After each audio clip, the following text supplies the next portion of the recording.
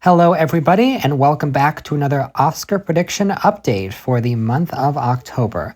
Now, what's interesting about this one is, at first glance, it might not seem like that much has changed, but you'd be wrong, because now that the fall film festivals are over, we've had a little bit more time to digest the reviews of those other films and to figure out what exactly is happening. For example, The Life of Chuck. Some people rush to put that in their best picture predictions, but not me, and now it turns out that that film is not coming out this year. So we'll have to wait and see if it's going to do anything next year, but for now, it's not a part of our predictions.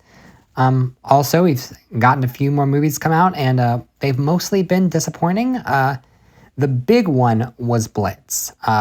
There were a lot of eyes on that film for obvious reason, and it wasn't like a total disaster. It wasn't a Joker Folly Ado, but if I were to make a comparison, it seems like Blitz is this year's News of the World. Like, it's handsomely made, there are very well done craft elements, but the story is very cliche. And so now there is a question of, do we still think that this is getting in Best Picture? Do we not? And honestly, the more reactions that come in from all these different films, the more you start to realize how weak this year really is. And I think a lot of that is probably due to the strikes and a lot of the stuff that got delayed. But there's not a ton of, well, I'll put it this way. Best Picture this year, I think there's 7 movies that feel pretty secure. And then the last 3 slots could be any of like 8 different movies.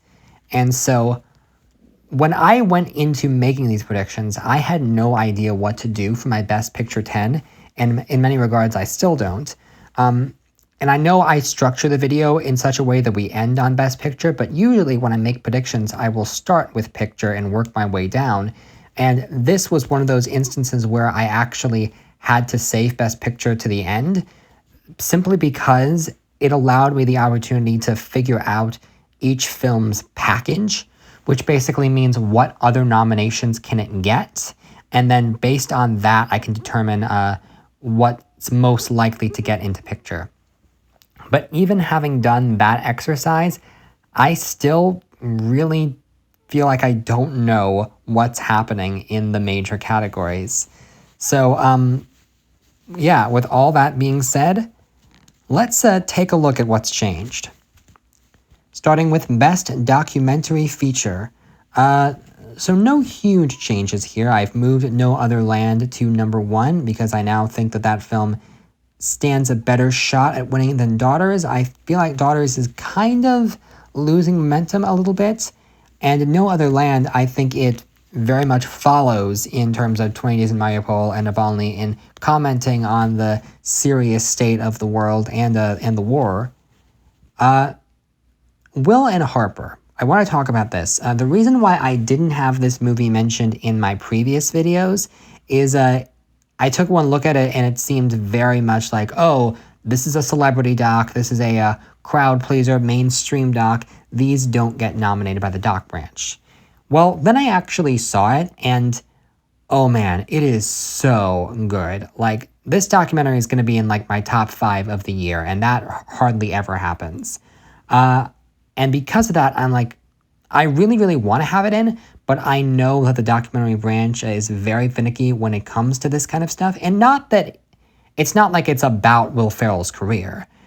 It's very much focused on just this friendship, but also, is it a little too mainstream? The documentary branch is so finicky when it comes to the mainstream stuff. So I don't officially have it in, but definitely keep a close eye on it all season long. Outside of that, there's not a whole lot to say. Looking at Best International Feature. Okay, so by this point, most countries have chosen their submission. Not all of them have, but most have. And so I decided to pull from the list of the chosen submitted films. I pulled from that giant list, and the race does seem weaker than it normally is. at least from my perspective, because a lot of these films I haven't heard a lot of these films have not gotten the best reviews, at least from what I've heard.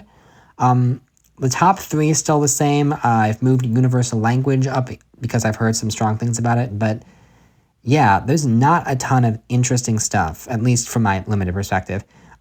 From Ground Zero potentially could contend here or for documentary because it's told from the Gaza perspective, and it's Palestine submission. I do want to give a special shout out to How to Make Millions Before Grandma Dies. I love the title and the premise of this one so much, and I wonder if this one could play by the same rules we see in the short film categories of, ooh, if you have a memorable title that gets people's attention, then that helps you contend. So, animated feature, I have absolutely nothing to say. The race is pretty much the exact same as it was a month ago. Best sound, any changes here? So, I've moved some stuff around, more confident in The Brutalist, less confident in Blitz. Gladiator 2, I'm starting to get more of a sense that this can happen. I don't know why I was less optimistic about its chances before. I think after what's happened with Furiosa and Folie à Deux, I think I just a little disillusioned by the various sequels this year to various Oscar-y movies. But Gladiator 2, a lot of people have fully bought into this movie as a top awards contender, and I'm not quite there yet, but I am starting to see the narrative form for that.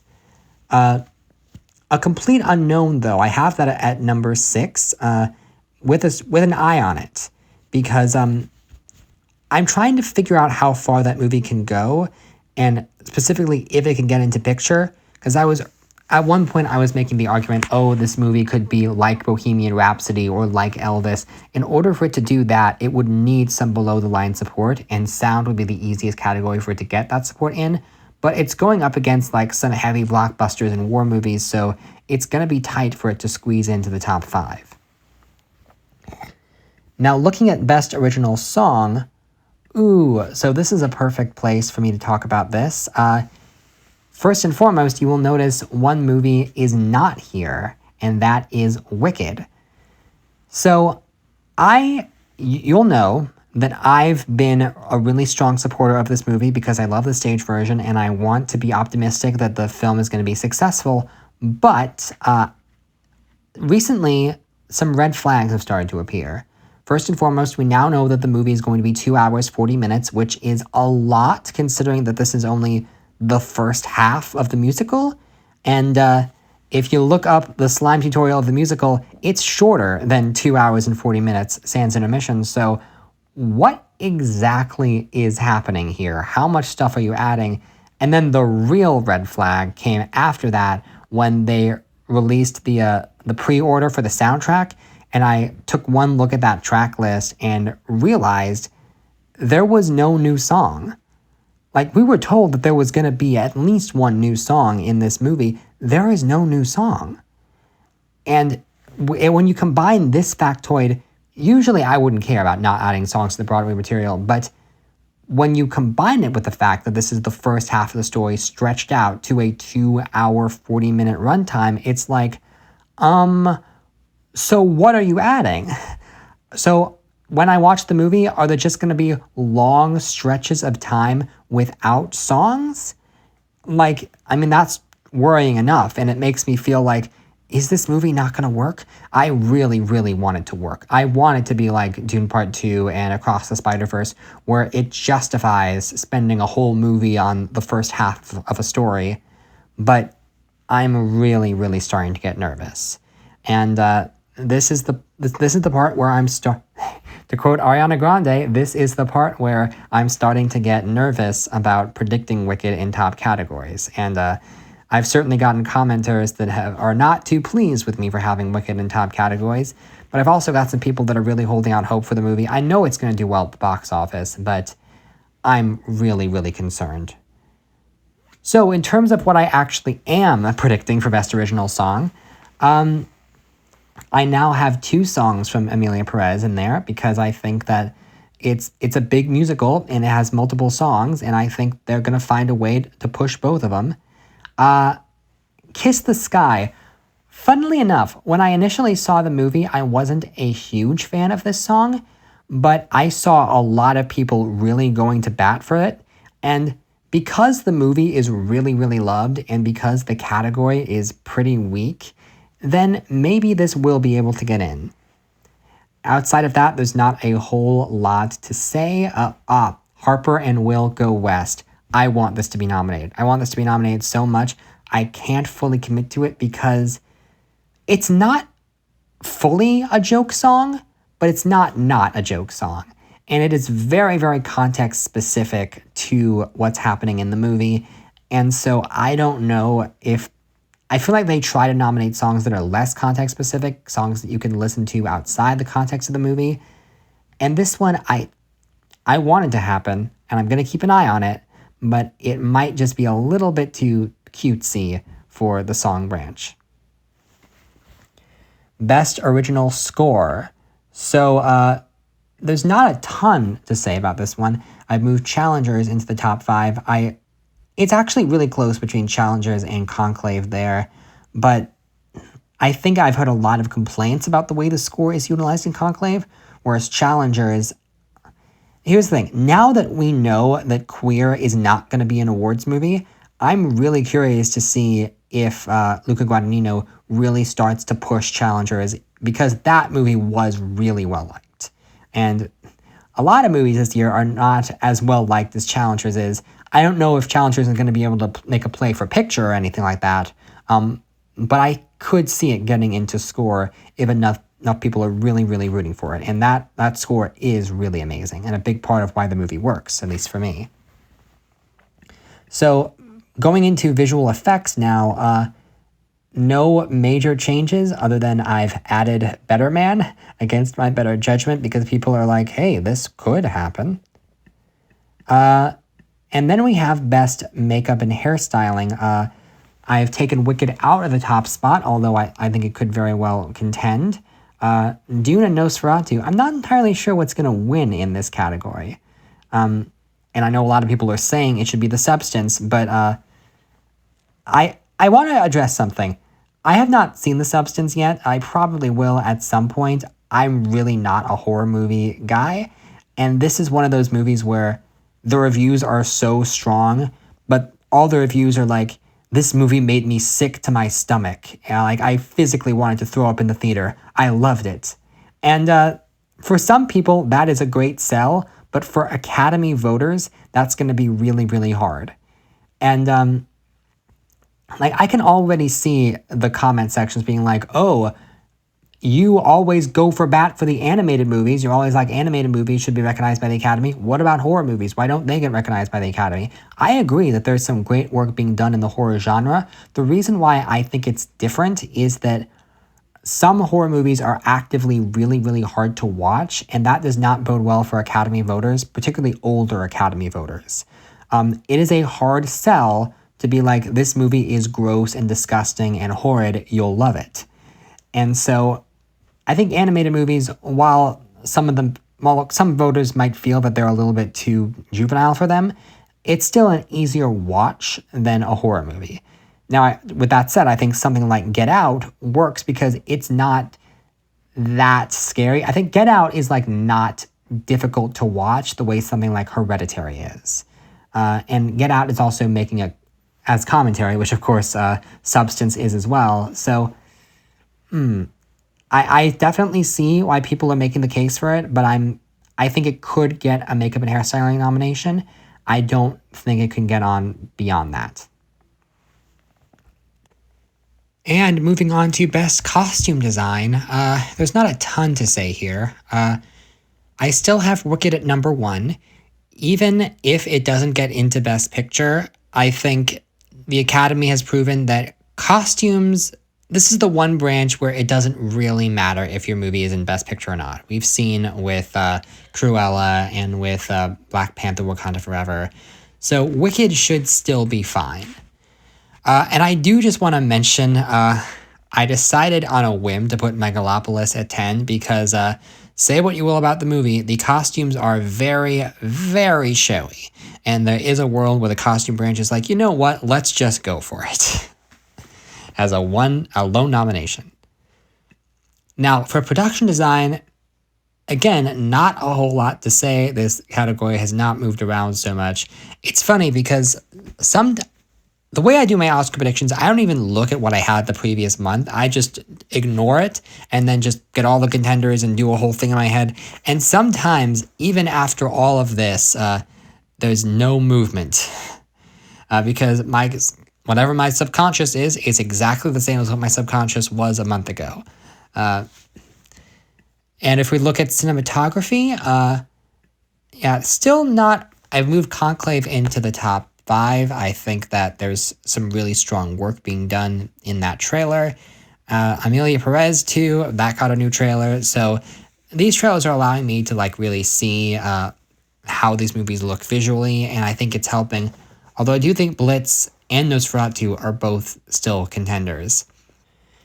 And much like with Megalopolis in costume design, Joker Fala Adu, there is a world where that movie gets a lone nomination for Best Cinematography, because that seems to be the one aspect of the movie that everyone agrees is good. Now, if you look at Best Film Editing, I don't believe there's much movement in this category. I've moved Conclave up again. Gladiator 2, I'm acknowledging that it could happen. Still not a whole lot of change here. Taking Blitz out, obviously. Someone, unfortunately, maybe it could still contend. Now let's look at the top 8. What's going on here? So, adapted screenplay. I decided to have Conclave at number 1, and I'm not feeling great about this. It's mostly just diminishing returns on Sing Sing, and I'm less confident about how that movie can do. Conclave is very wordy, and there's a lot of dialogue. So I'm thinking that screenplay could stand out more in this category, and if people really like the movie, they might want to give it something. Although Amelia Perez is still a top contender, and by the way, I feel like not everybody has gotten the memo about it. Amelia Perez is adapted. There was a book.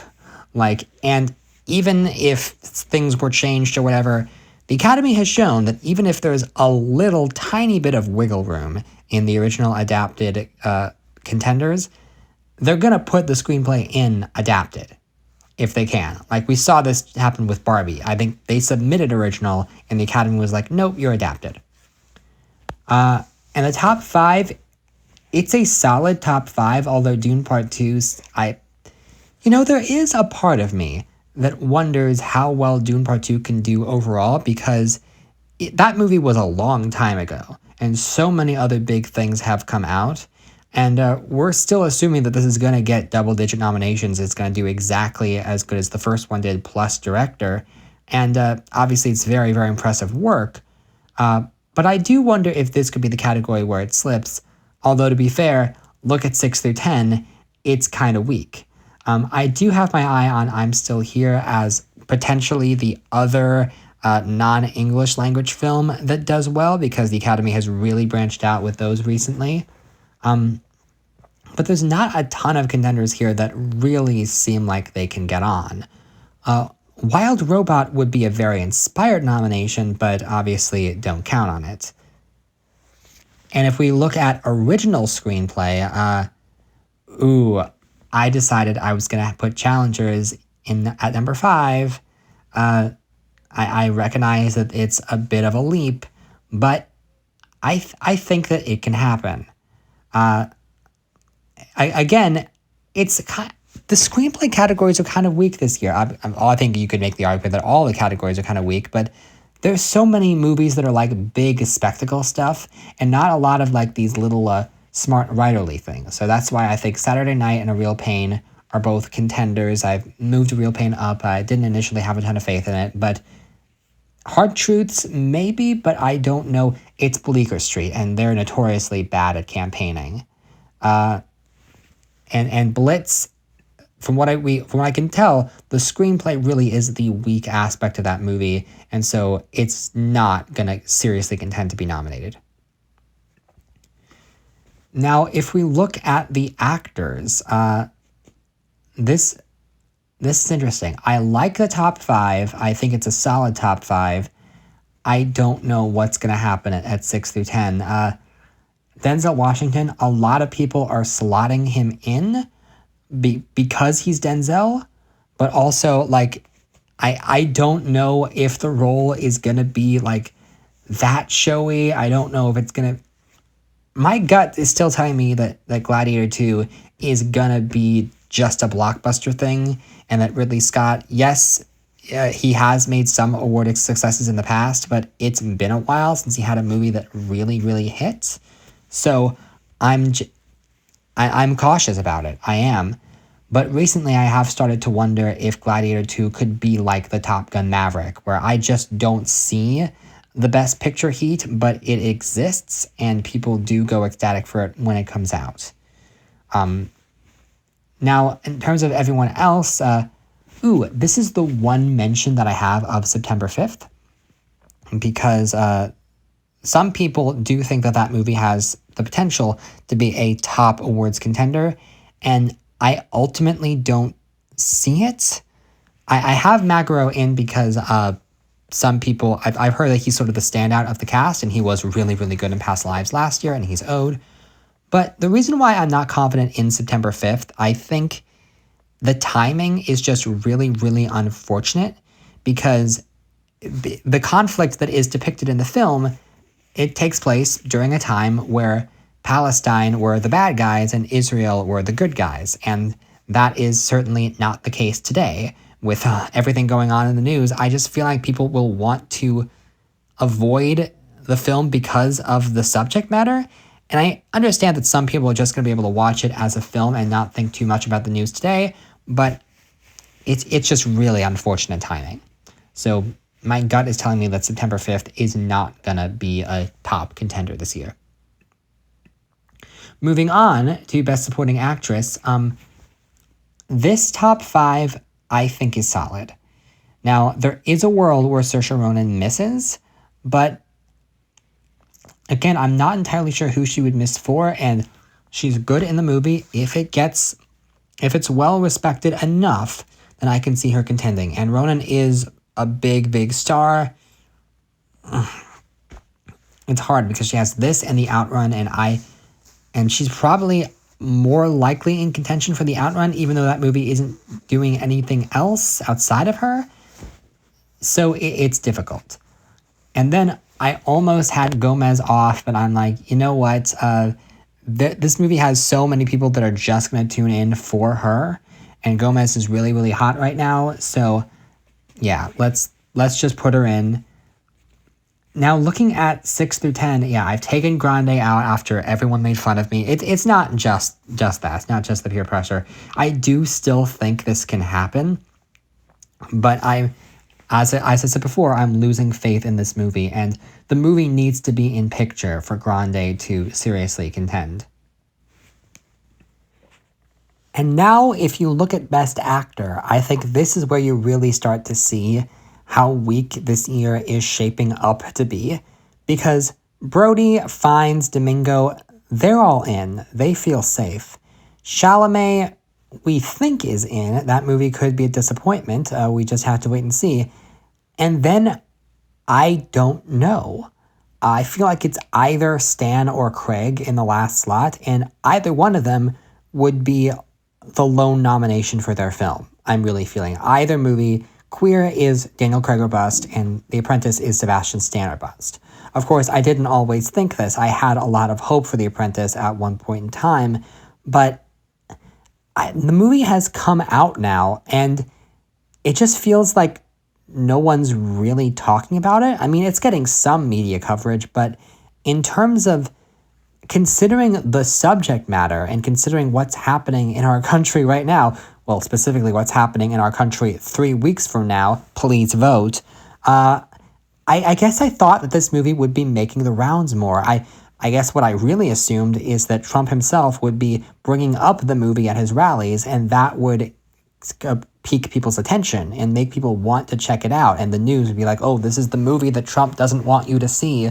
But that really hasn't been happening. And it's just kind of meandering because nobody is really, the people who don't support Trump don't want to watch a movie about him. And the people who do support Trump don't want to watch a movie that criticizes him. So it's just going to come and go. And maybe Stan is going to be able to get an Best Actor nomination. The fact that he also has A Different Man this year makes me feel like the combination of those two means he might.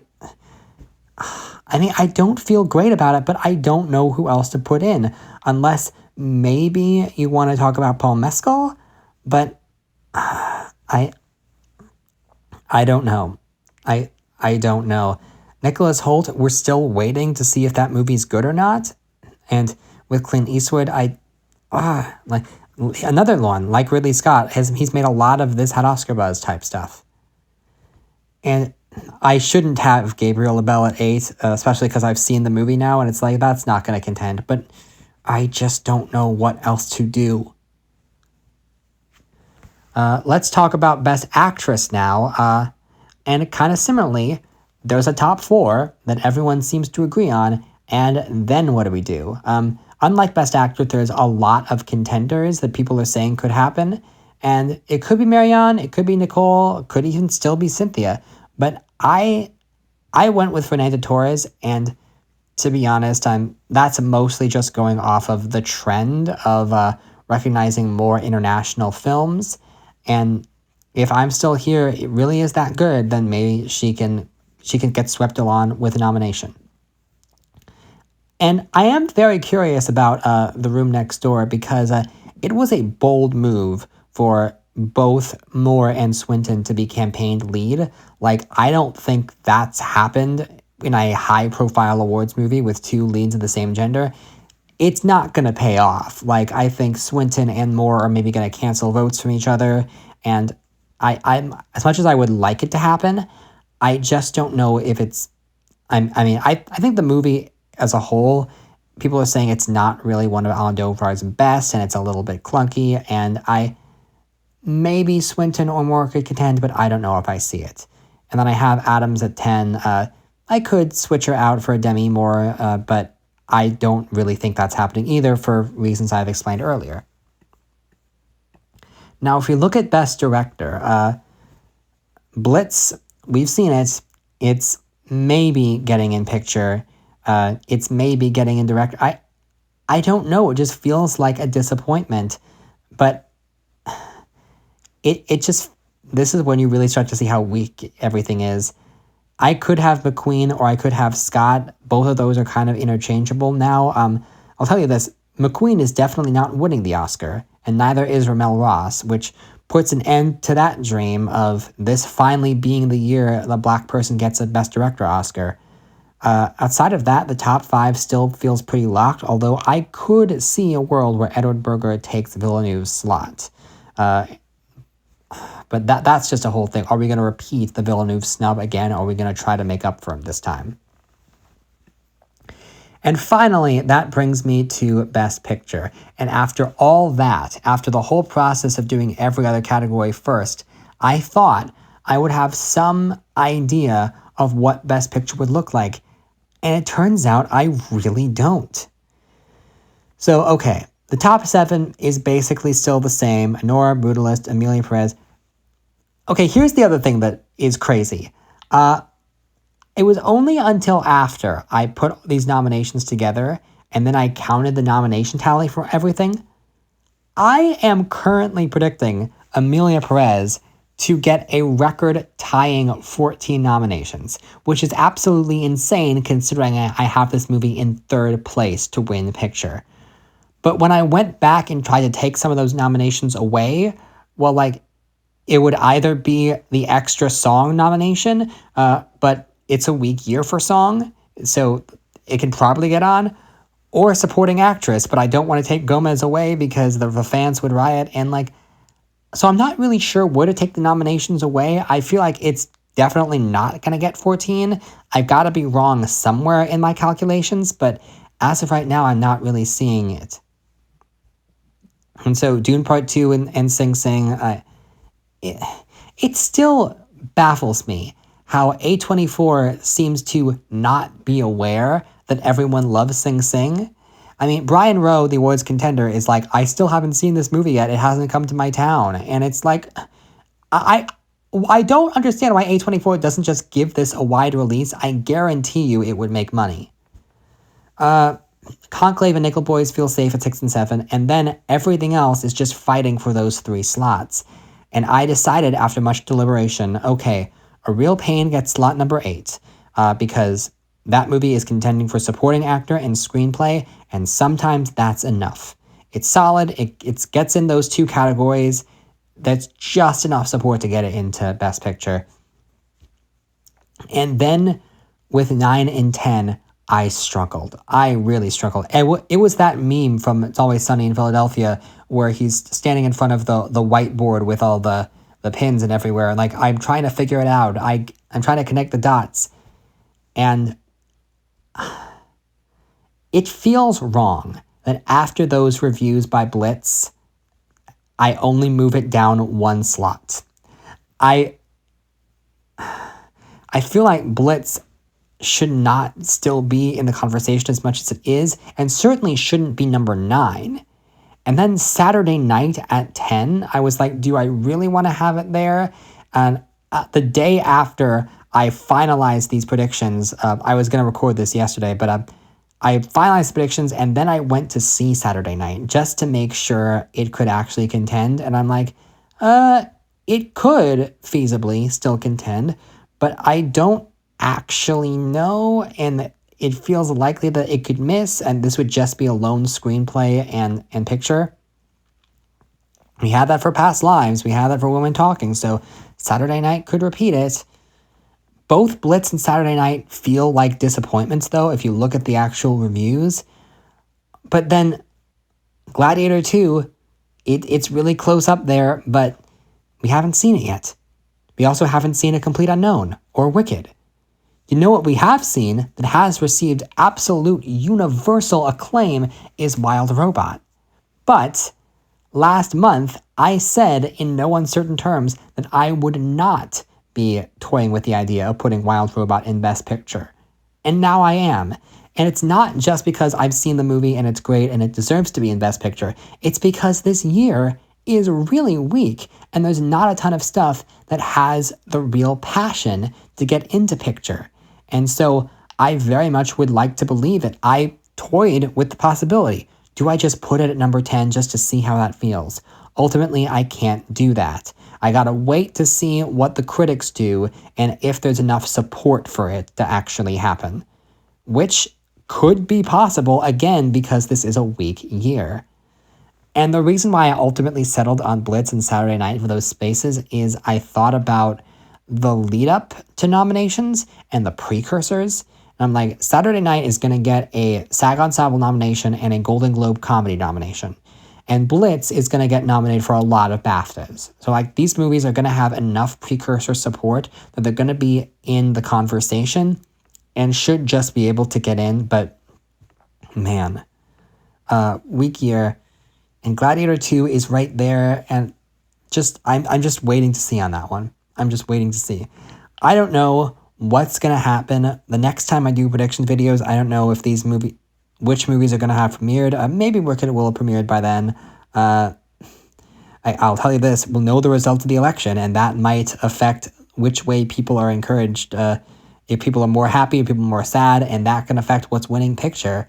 By the way, in case you're holding out, vote, okay? Like, register to vote.